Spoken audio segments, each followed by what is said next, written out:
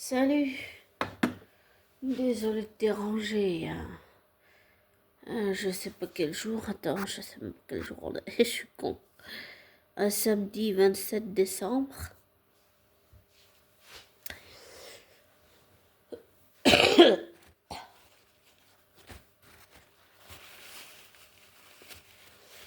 Désolé pour le désagrément. Mais j'ai les restes de cette... que j'ai rebaptisé cette grippe virus. Désolé. J'ai pas regardé les épisodes 1, 2, 3. J'ai regardé que le 4 parce que c'est beaucoup trop long. Mais j'ai regardé sur le Ku Klux Klan et c'était choquant. C'était dur à regarder. Ce que le Ku Klux Klan a fait, j'imagine qu'il existe aussi en Suisse, mais qu'il existe partout dans le monde. Mais c'était choquant à regarder. Yola, cette mère qui a perdu son fils. Oh mon Dieu. Quelle force elle a eue. Quelle force elle a eue de combattre pour que justice soit faite pour son fils qui a été lynché et pendu. C'est comme George Floyd. Quand je vois ce qui s'est passé, c'est-à-dire que les gens de couleur, c'est les coupables, et les gens blancs, c'est les non coupables, bien sûr, évidemment. Et quand j'ai entendu ce qu'elle a dit, enfin ce que j'ai entendu, ce qui a été dit, c'était révoltant d'entendre ça. Je sais bien que le monde a changé, mais j'ai aussi compris que le racisme est toujours présent. J'ai vécu le racisme toute ma vie. Si tu veux une anecdote, abonné, je peux t'en donner. Je me rappelle d'un gars avec ma soeur jumelle qui nous a invités dans son jardin pour jouer et il a dit « Mais je ne joue pas dans mon jardin avec des noirs », en sous-entendant que ma soeur et moi, on l'était, alors qu'on n'est pas africaine, on est d'origine indienne, adoptée par un Suisse et un Anglais et une Française parisienne.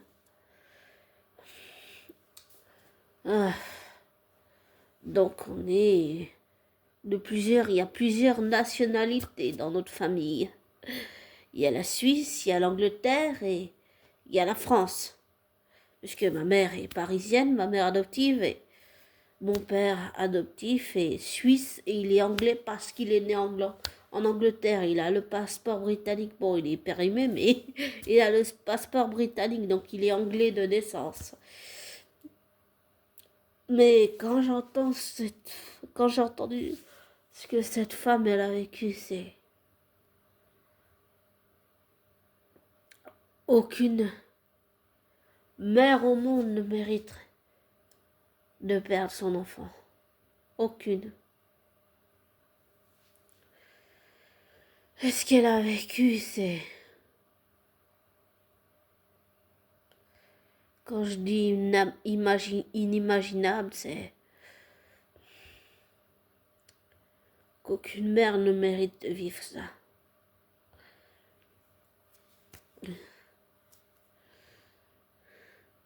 Un jour, ma sœur était dans le tram et il y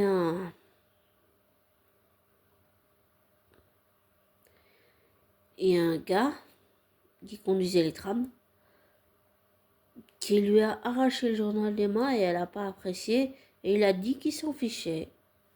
Ce qui montre que les gens de couleur ne comptent pas. Et ça, je comprends pas pourquoi la vie d'une personne de couleur compte moins qu'une personne blanche. Désolée, mais ça c'est quelque chose que comme j'ai toujours dit avec mon parcours criminel, comme j'ai harcelé ma flamme jumelle, j'ai failli tuer mon chat, mon chien, j'ai volé de l'argent à mes parents, je suis entrée par effraction chez la voisine de mes parents, j'ai harcelé ma flamme jumelle comme j'ai dit avant. Et comme j'ai dit, avec mon propre parcours criminel, j'arrive pas à comprendre. J'arrive pas à comprendre ça en fait. J'arrive pas. J'arrive pas.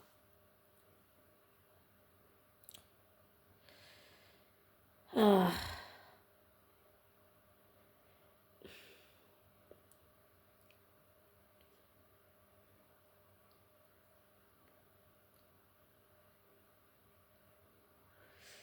Et je suis reconnaissant à mes parents adoptifs d'avoir fait tout ce qu'ils ont fait pour moi, mais quand je vois ce documentaire, c'était choquant en entendant tout ce qu'elle a dit.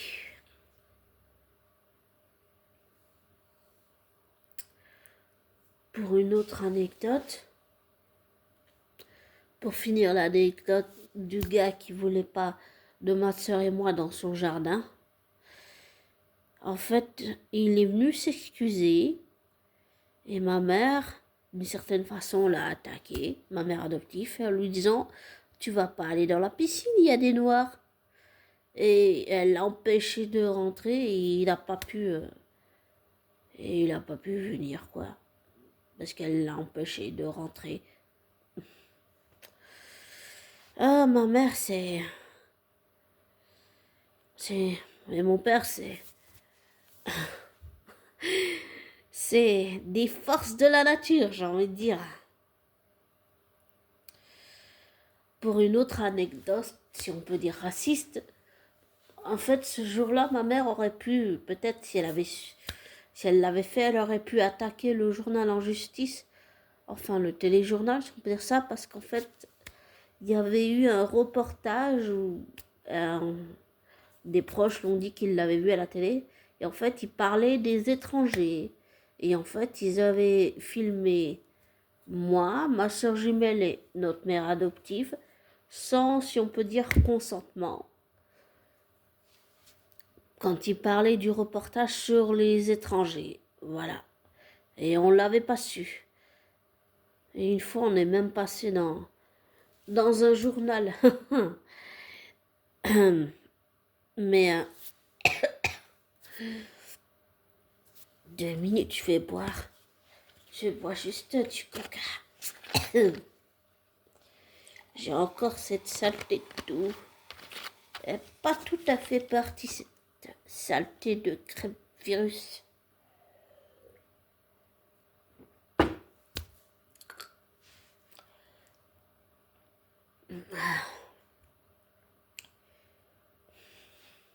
Une fois, c'était un camp d'école des personnages. Il y avait une stagiaire avec nous, Clémence. Très amicale, très tout ça. Très attachante. Et en fait, j'avais dit, on se baladait, je sais plus où on se baladait. Mais ça devait être un jour d'été parce qu'il faisait très beau ce jour-là. Et j'avais dit à une vieille dame qui promenait son chien, j'avais dit que son chien était très joli. Et elle m'a regardé, elle m'a dit, vous êtes moche. Alors depuis, je me suis toujours considérée comme grosse et moche et laide et que personne ne peut m'aimer. Parce que je ne le mérite pas. Ni mes parents, ni ma soeur, ni personne de ma famille, ni toi, abonné. Je suis désolée. Et aussi, quand je fais des crises d'énervement avec mon TDDH et malheureusement cette saleté de léger retard mental, et je ne veux pas de la pitié des gens. J'ai un gros problème avec ça. Je veux la franchise des gens, même si ça doit me faire mal. Je ne veux pas de la pitié des gens. Je n'aime pas ça.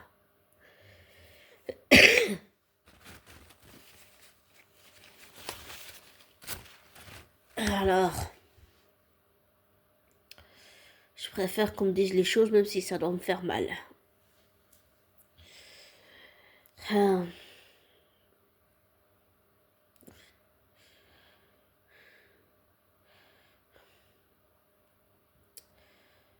Mais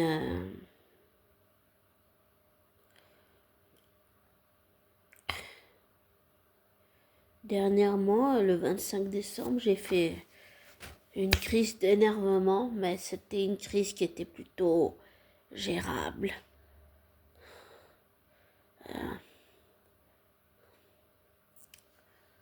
Il y a un peu de progrès.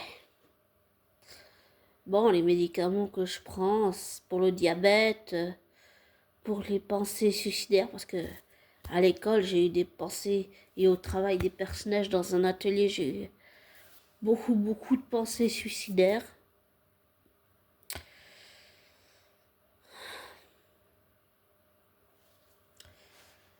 Et pour l'histoire de l'ergothérapie, disons que je ne l'ai pas accepté sur le plan émotionnel.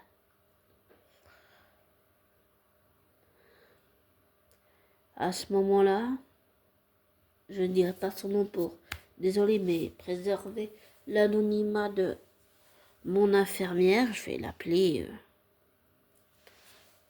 Théa.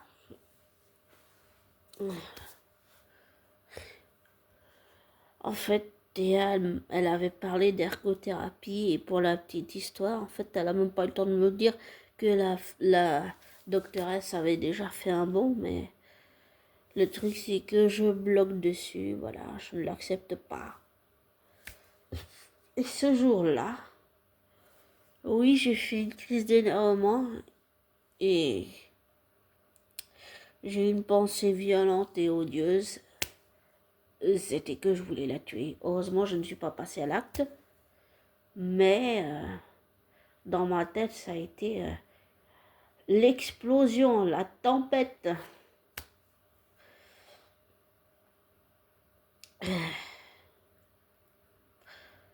Mais sur le moment, je sais pas si je l'ai pensé, mais un parti négatif, elle l'a pensé. Hein. Donc voilà, ça s'est terminé comme ça. Mais je vais faire un peu de bruit. Mais à un moment donné, j'ai pensé que j'allais aller au poste de police parce que c'était très grave de dire ça. Très grave de dire ça de sa propre infirmière référente.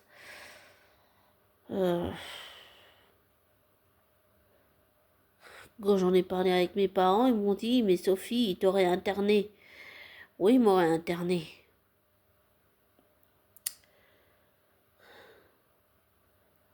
C'est vrai. Mais oui.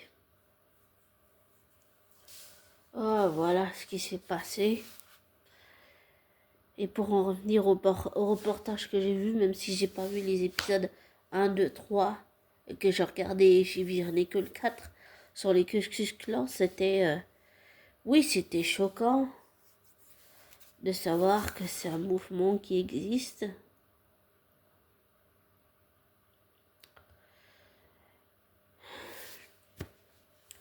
Parce que ça dit quoi de notre société en 2025 et bientôt en 2026? Ça veut dire quoi? Que les gens de couleur ont moins de droits que les gens qui sont blancs? C'est comme si on revenait en arrière. Moi, c'est ça l'impression que j'ai. Et c'est pas normal et ce n'est pas acceptable.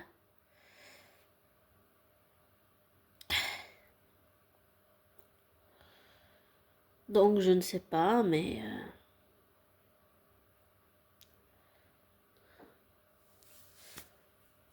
je pense que j'ai déjà ressenti le sentiment de haine et c'est un sentiment très inconfortable que je ne souhaite pas ressentir à nouveau.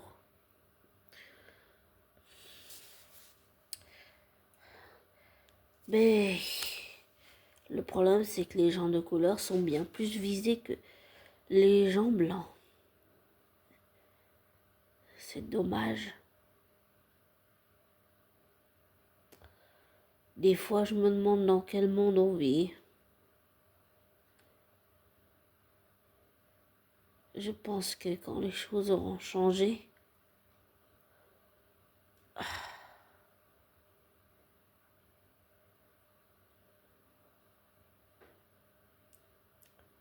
le monde ira mieux. Pour le moment, le monde entier est malade. Je me demande si on ne vit pas dans une société qui régresse et qui revient en arrière. Si on ne vit pas dans une société malade.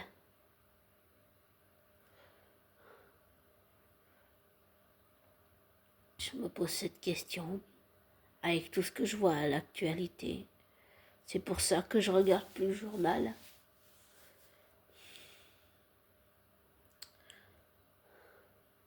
Et j'écoute des artistes comme Shaina, Junior Chaka, Hardcore Superstar, Gotthard.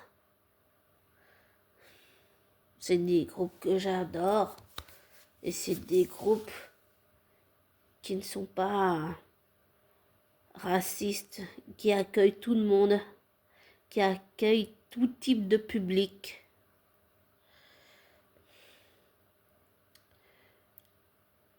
Une fois, pour finir avec une anecdote sur le racisme, je fais un peu ce que j'ai vécu peut-être, je sais pas si le lien des Ku Klux Klan a à voir avec ça, mais il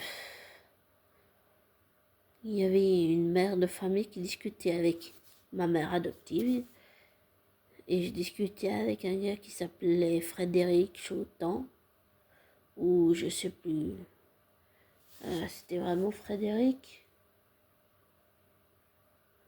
Wow, je sais plus. J'ai un doute. Et en fait, cette mère qui discutait de son fils avec ma mère, qui discutait avec la mienne, elle a dit, ah, il y a la négresse qui s'est assise à côté de lui, ou un truc comme ça, en parlant de moi. Donc, voilà. Donc, oui, j'en connais un rayon sur le racisme. Ce qui n'aide pas. Enfin, je pense que toute vie mérite d'être mise en valeur. La vie est précieuse. Qu'on soit blanc ou qu'on soit noir, qu'on soit jaune, qu'on soit rose, qu'on soit bleu, qu'on soit violet, qu'on soit bleu marin ou bleu la couleur, le bleu la couleur des rois. On s'en fout de la couleur, qu'on soit jaune, qu'on soit blanc, qu'on soit noir, qu'on soit violet, qu'on soit jaune clair, orange, vert clair. Ah, la couleur n'a pas d'importance.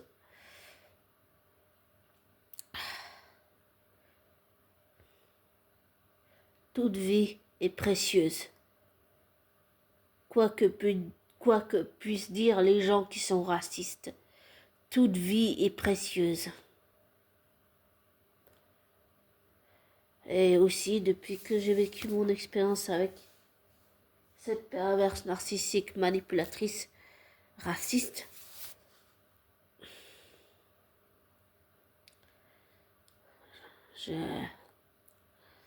j'ai besoin de comprendre comment ces gens arrivent à fonctionner, comprendre leur psychologie.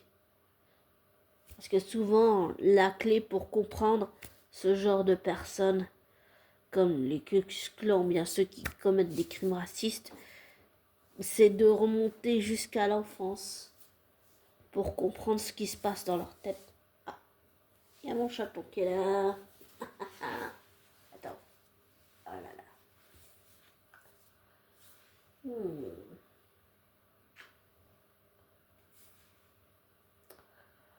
Ah, il y a ma chaton qui est là.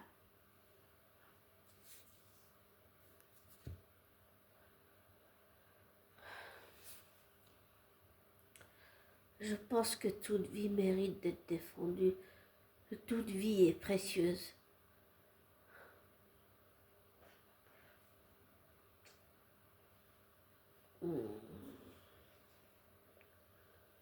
Bon, je vais te laisser abonner. Il y a mon chaton dans les bras, donc voilà. Je vais te laisser. D'accord. Et je suis désolée d'avoir un peu plombé l'ambiance, mais ça me paraissait important de parler de cette affaire de Michael Donald qui s'est fait lyncher dans les années 80, si j'ai bien tout compris. Et de cette mère, la mère de Michael Donald, qui a enduré si j'ai bien compris, 2 procès pour avoir justice pour son fils. Oh mon Dieu, quelle force elle a eue. C'est extraordinaire de voir des parents qui se battent pour l'enfant, même s'il n'est plus là, même s'ils savent qu'il ne reviendra pas.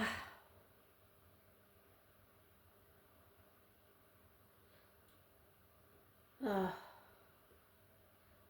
Yola a eu beaucoup de courage et de force. Mais qu'on soit bien clair, qu'une mère soit noire ou indienne, africaine ou blanche, aucune mère au monde ne mérite qu'on lui en arrache son enfant et qu'on le tue. Aucune ne mérite ça. Et comme George Floyd, je ne pense pas qu'il méritait de mourir de cette façon aussi cruelle et violente. Personne ne mérite ça. Toute vie est précieuse dans ce monde. Bon, je vais te laisser. Désolée d'avoir fait long. Il faut que je te laisse parce que il y a mon chaton là. Il veut être... il veut que je m'occupe que de lui. Voilà. Donc je vais te laisser. Prends soin de toi, de tes amis et de tes proches. Et si tu vois quelqu'un aussi, tu vois, dans ce genre de situation, ne laisse pas cette personne sur le côté.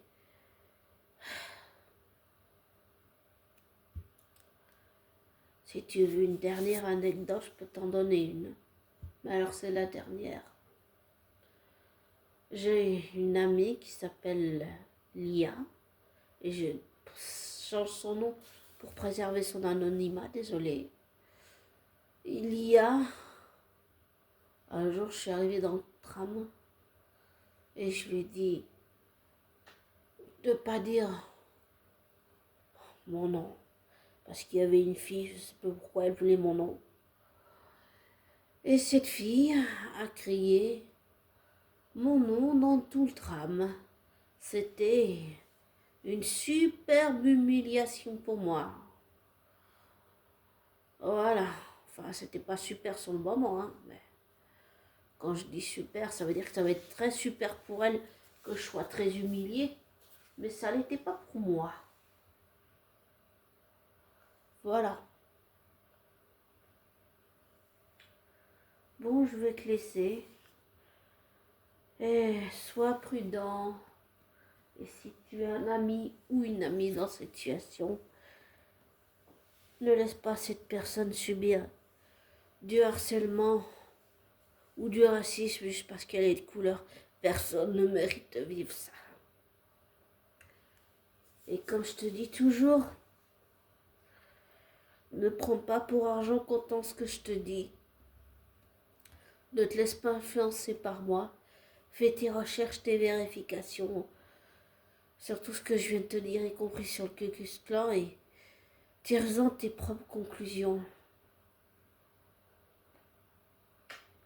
Je faisais un bisou à mon chaton là.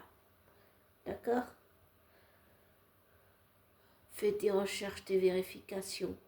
tire-en tes propres conclusions. Ne te laisse pas influencer par moi. Ne prends pas pour un champ content ce que je te dis.